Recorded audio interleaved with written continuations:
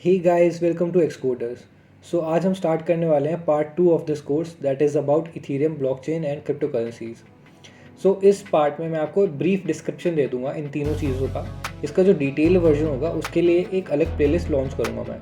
उसके अंदर सारी सारी चीज़ें डिटेल में मिलेंगी आपको। अभी मैं जितना सिखाऊंगा वो इस कोर्स के लिए, सॉलिडिटी सीखने के लिए बहुत ही सही रहेगा। जितना नॉलेज की ज़रूरत है उतनी इसके अंदर आपको मिलेगी। सो बिना किसी देर के हम स्टार्ट करते हैं।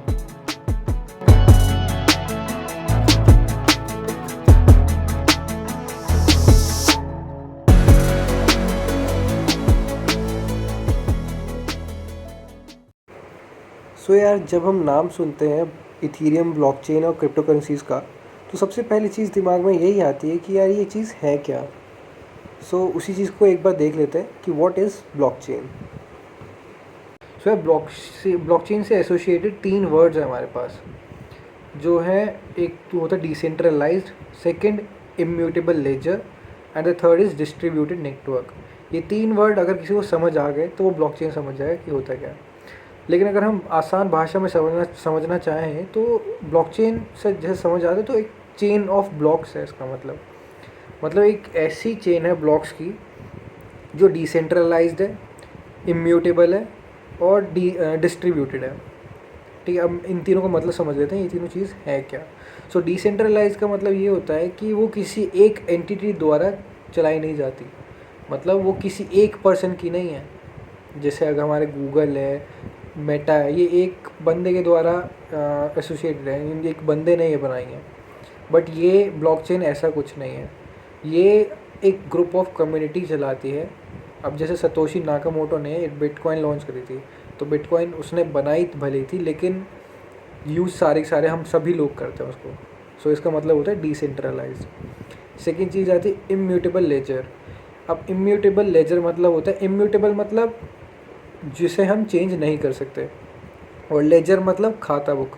तो एक ऐसी तुम्हारी खाता बुक है ये जिसको आप चेंज नहीं कर सकते। अगर आपने कोई ट्रांजैक्शन किसी को करी है, अगर आपने 10 बिटकॉइन किसी को भेजे हैं, तो वो पूरी दुनिया जानती है कि हाँ भाई आपने उसको 10 बिटकॉइन भेजे हैं।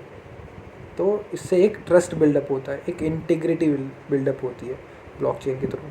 तीसरा था डिस्ट्रीब्यूटेड नेटवर्क। अब डिस्ट्रीब्यूटेड नेटवर्क का मतलब ये होता है कि जैसे अगर 5 लैपटॉप्स है हमारे पास, एंड पाँचों के पाँचों लैपटॉप्स पे हमारा ब्लॉकचेन रन कर रही है, तो जो अगर मैंने पहले लैपटॉप के अंदर कोई चेंजेस करे, एक नया ब्लॉक ऐड किया, तो वो ब्लॉक जो ऐड किया मैंने वो बाकी जितने भी ब्लॉक्स हैं, जितने भी लैपटॉप्स हैं, उन सब की ब्लॉक्स के अंदर ऐड हो जाएगा ऑटोमेटिकली। सो एक ये डिस्ट्रीब्यूटेड नेटवर्क एक इसकी स्पेशलिटी है। सो ये तीन चीज़ें अगर आप समझ गए तो ब्लॉकचेन आप समझ चुके हैं। अब उसके बाद देख लेते हैं इसकी कुछ एप्लीकेशंस क्या होती है। यार, इसकी एप्लीकेशंस बहुत ही ज़्यादा वाइड है, ये हर जगह यूज़ हो सकता है। रियल एस्टेट में यूज़ कर सकते हैं हम इसको, या फिर हम इसको वोटिंग सिस्टम में यूज़ कर सकते हैं। जहाँ पर भी हमें ट्रस्ट और इंटीग्रिटी लेके आनी है अपने प्लेटफॉर्म के ऊपर, वहाँ पर हम इन चीज़ों को यूज़ कर सकते हैं। अब रियल एस्टेट में भैया कैसे? यार, रियल एस्टेट में ऐसे है कि क्या होता है कि मतलब आपने कोई प्रॉपर्टी खरीदी, एंड प्रॉपर्टी खरीदने के बाद अब कुछ ऐसे बिल्डर्स होते हैं कि जो धोखा दे के चले जाते हैं, है ना, फिर आप कहीं नहीं रहते हो। सो ऐसी चीज़ ना हो, ब्लॉकचेन उसके अंदर हेल्प कर सकती है। कैसे? कि जो भी आप ट्रांजेक्शन करोगे बिल्डर को, आप वो उसका आपके पास सबूत होगा कि हाँ आपने उसको करा है, एंड एक अथॉरिटी ऐसी बन सकती है इससे जो वेरीफाई करेगी हाँ वो बिल्डर वैलिड है या नहीं, सो दैट आपका पैसा ना मरे। सिमिलरली इन वोटिंग सिस्टम क्या होता है कि ईवीएम के ऊपर बहुत सवाल उठ जाते हैं कि यार ईवीएम ने सही नहीं दिया है रिज़ल्ट। इससे क्या होगा कि हर एक यूज़र वैलिड अपने आप चेक हो जाएगा, किसी पर्सन मतलब किसी ह्यूमन एफर्ट्स लगाने की ज़रूरत नहीं पड़ेगी। एक यूनिक आईडी ऑटोमेटिकली जनरेट हो जाती है, कोई एफर्ट्स लगाने की उसकी ज़रूरत नहीं है। प्लस जितने भी ट्रस्ट रिलेटेड इश्यूज़ होंगे वो हट जाएंगे, क्योंकि ब्लॉकचेन है, इसको कोई हैक नहीं कर सकता, इम्यूटेबल है तो कोई इसको चेंज नहीं कर सकता। सो ये इसके कुछ एप्लीकेशंस हो सकते हैं। अब इसके बाद आते हैं लिस्ट ऑफ एप्लीकेशंस जो मैंने अभी आपको बताया। तो इसमें जैसे money transfer, smart contracts, health care में आ सकते हैं, गवर्नमेंट आ सकते हैं, एनएफटीज़ जो आजकल बहुत इंपॉर्टेंट है, डैप्स एंड ये सब चीज़ें। इन सब के बारे में हम बाद में पढ़ेंगे अच्छे से, बट अभी के लिए इतना जान लेना काफ़ी है। इसके बाद आता है हमारा P2P नेटवर्क। तो जैसे मैं आपको डिस्ट्रीब्यूटेड नेटवर्क अभी बताया था, वही चीज़ है P2P network, that is peer to peer network. जैसे मैंने आपको अभी बताया था कि हर एक लैपटॉप जो है दूसरे लैपटॉप से कनेक्टेड होता है इसमें। तो अगर आपने पहले लैपटॉप नोड 1 के अंदर आपने कोई चेंजेस करे हैं, तो वो साइड साइड जो बाकी सभी लैपटॉप से एसोसिएटेड होंगे वो उसमें भी देख लिए जाएंगे। लेकिन इसका मतलब ऐसे नहीं कि अगर आपने पहले लैपटॉप हैक कर लिया एंड उसके अंदर कोई एक अननोन ब्लॉक डाल दिया, मतलब ख़राब कर दी पूरी चेन, तो बाकी सब भी चीज़ अपने आप ख़राब हो जाएंगी, ऐसा नहीं है। अगर एक लैपटॉप आपने ख़राब कर दिया तो आपको बाकी के सारे लैपटॉप्स ख़राब करने पड़ेंगे, पूरे सारी चेन्स को बर्बाद करना पड़ेगा, उसके बाद जाके आप हैक कर सकते हो, वरना हैक नहीं हो सकती। और आजकल जितने ज़्यादा लोग यूज़ कर रहे हैं तो मतलब अराउंड करोड़ों में है। सो करोड़ों लैपटॉप्स का करोड़ों चेन्स को अफेक्ट करना is completely impossible. So that's why ये हैक नहीं हो सकती ब्लॉकचेन। अब इसके बाद आता है कि माइनिंग क्या होती है। अब आपने कुछ लोगों ने माइनिंग के बारे में सुना होगा कि माइनिंग होती क्या है। सो ब्लॉकचेन के अंदर माइनिंग एक तरह से ब्लॉक बनाने का काम है, जो काम करते हैं माइनर्स। समझ रहे हैं आप कि एक माइनिंग एक ब्लॉक बनाने का काम है। हमारे पास चेन ऑफ ब्लॉक्स हैं, बट ये ब्लॉक्स बनाता कौन है? सो बनाने का काम माइनर्स करते हैं, एक टर्म है बनाने वालों के लिए। सो माइनर्स क्या करते हैं, उनका एक पूरा प्रोसेस होता है बनाने के लिए, और उनका बेनिफिट क्या होता है, उनको रिवॉर्ड्स पॉइंट्स मिलते हैं। जैसे अगर आपने बिटकॉइन का एक ब्लॉक माइन किया है तो आपको कुछ अमाउंट ऑफ ब्लॉक बिटकॉइन आपको मिल जाएगा। सो उसको देख लेते हैं क्या होता है। सो ये होता है प्रूफ ऑफ वर्क, एक प्रोटोकॉल होती है, काम करने का तरीका होता है माइनर्स का।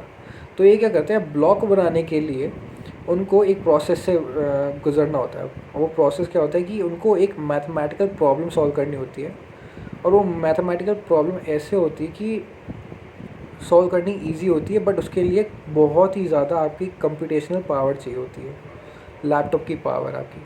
सो आपको उसके अंदर एग्जांपल दूँ मैं अगर, तो मेरे को आपको 10 बिटकॉइन शेयर करना है। तो 10 बिटकॉइन शेयर करने के लिए मैं क्या करता हूँ, मैं आपको 11 बिटकॉइन शेयर करता हूँ, एंड 11 बिटकॉइन में से एक बिटकॉइन की ट्रांजैक्शन फ़ीस या फिर गैस कट जाती है, एंड 10 बिटकॉइंस आपको मिल जाते हैं।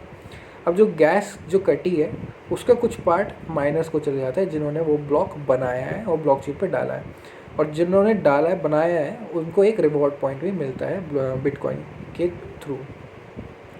अब वो पता कैसे चला कि यार कौन सा माइनर उस ब्लॉक को माइन करेगा, है ना। ऐसे तो बहुत सारे माइनर्स हैं यार मार्केट में, सब लेके बैठे अपने लैपटॉप्स वगैरह वगैरह।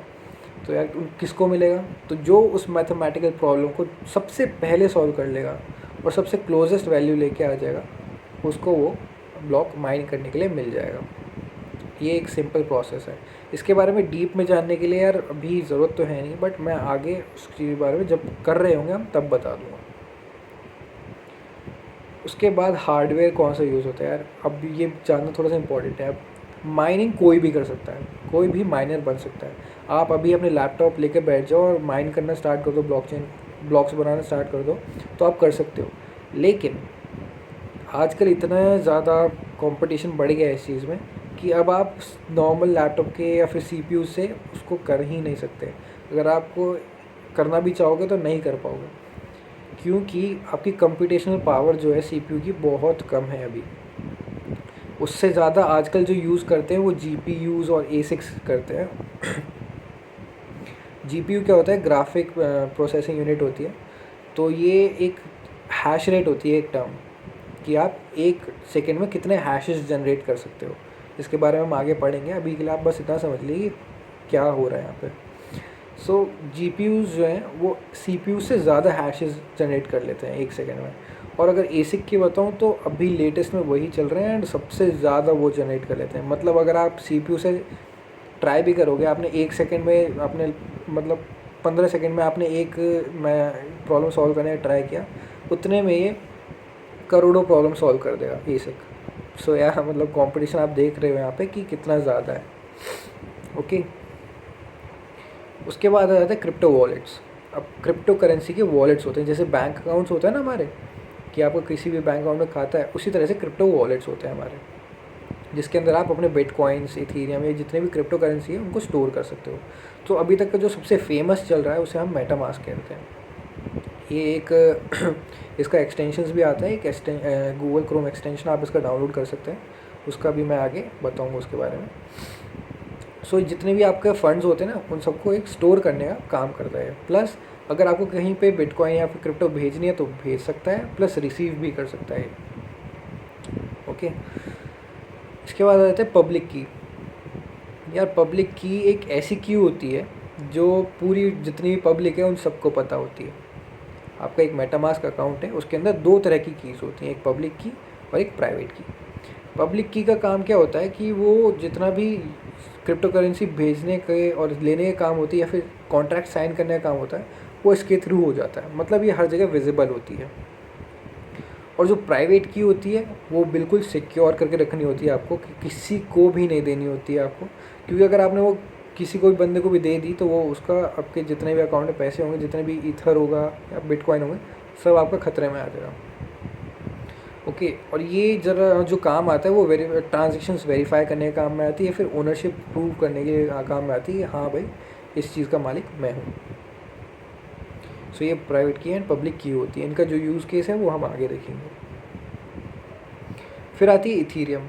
सो आज अभी यार मतलब आप ये सोच रहे हो कि यार मतलब इतनी सारी टर्म्स क्यों हैं ये, कि पहले बिटकॉइन थी, फिर इथीरियम थी, अब कुछ और है, फिर कुछ और है ये। सो यार बिटकॉइन जब बनी थी तो वो सिर्फ एक क्रिप्टो करेंसी के लिए बनी थी, बट उसके बाद इवॉल्व करके जो हमारे वाइटलिक ब्यूटरन है जिन्होंने इथीरियम बनाई थी, उन्होंने क्या किया कि एक एडिशनल फीचर उन्होंने डाल दिया इसके अंदर, जो था स्मार्ट कॉन्ट्रैक्ट का। तो इथीरियम के थ्रू आप स्मार्ट कॉन्ट्रैक्ट बना सकते हैं, ऐसे कॉन्ट्रैक्ट्स जो पर्टिकुलर कंडीशन मेट करने पे अपने आप काम कर सकते हैं, एंड उसके अंदर आपको कोई भी ह्यूमन एफर्ट्स लगाने की ज़रूरत नहीं पड़ेगी। जैसे कि एग्जांपल मैंने आपको अभी वोटिंग सिस्टम का बताया। ओके, सो ये एक डिसेंट्रलाइज्ड है, मतलब कोई एक पर्टिकुलर एंटिटी इसको संभाल नहीं रही है।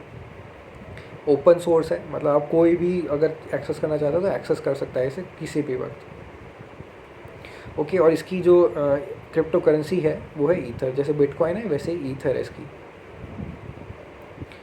उसके बाद देख लेते हैं स्मार्ट कॉन्ट्रैक्ट्स क्या होते हैं। जैसे मैंने आपको स्मार्ट कॉन्ट्रैक्ट्स क्या होता है अभी बताया, तो इसकी जो एप्लीकेशंस हैं वो इन चारों चीज़ों में, डीफाई, एनएफटी, डैप्स एंड डीएओज। अभी ये चारों चीज़ें भैया होती क्या हैं, मतलब नाम लिख दें आप अपने ढंग से, कुछ बताते हो नहीं यार, रुको सब्र करो, बता रहा हूँ। सो डीफाई क्या होते हैं, एक डिसेंट्रलाइज्ड फाइनेंस को हम कहते हैं DeFi.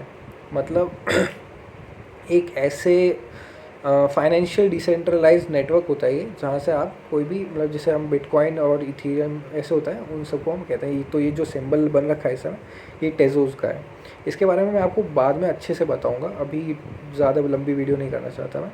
Similarly NFTs, non fungible tokens, dapps, decentralised apps and DAOs, decentralised automation organisation, जो एक पर्टिकुलर आइडेंटिटी नहीं संभालती है, एक कम्युनिटी होती है, वो कम्युनिटी ही केयर करती है उस चीज़ के। तो अगर मैं लोगों के हिसाब से बताऊँ तो ये डिसेंट्रल लैंड का है। अगर आप देखना चाहो तो गूगल पर सर्च करके देख सकते हो। डैप में एक क्रिप्टो किटीज़ नाम की एक डिसेंट्रलाइज एप्लीकेशन है, आप ऐसे भी देख सकते हैं। ये एप एनएफटी तो आप लोग काफ़ी लोग बहुत फेमस होंगे इससे। और डीफाई के अंदर टेजोस, तो आप इसको भी देख सकते हैं। सो ये था ब्रीफ इसके बारे में। अभी तक जो मोस्ट इम्पॉर्टेंट इन्फॉर्मेशन थी उसके अंदर वो थी गैस की, डैप्स, डीएओज, डीफाई, इन सब चीज़ों की आपको ढंग से नॉलेज होनी चाहिए अगर आपको सॉलिडिटी करनी है तो, क्योंकि आगे जाके इसी के अंदर लाइन में घुसना है आपको। अब गैस का मैं आपको एक चीज़ और बताना चाहता हूँ कि गैस जो होती है वो डिपेंड करती है यूज़र पे कि वो कितनी देना चाहते हैं। जैसे एग्जांपल मैंने आपको दिया था कि मेरे को 10 बिटकॉइन आपको भेजने हैं, तो मैंने 1 बिटकॉइन ऐड करके जो ट्रांजैक्शन फ़ीस जब गैस में जाना था वो मैंने सेट किया था कि मैंने 1 बिटकॉइन देना है। आप चाहो तो 0.1 बिटकॉइन भी दे सकते हो, या चाहो तो 2 बिटकॉइन भी दे सकते हो। जितना ज़्यादा बिटकॉइन दोगे आप, उतना ही ज़्यादा आपको, जितना ही जल्दी आपका ब्लॉक माइन हो जाएगा, और जितनी कम दोगे उतना ही डिले होगा, क्योंकि कोई भी माइनर नहीं चाहेगा कि उसको कम अमाउंट मिले, हर कोई चाहता है उसको ज़्यादा अमाउंट मिले। ओके, एंड अब क्या हो रहा है कि इथीरियम 2.0 मर्ज पर जा रहा है, तो जो प्रूफ ऑफ वर्क का एल्गोरिदम था वो उससे चेंज होकर प्रूफ ऑफ स्टेक पे जा रहा है।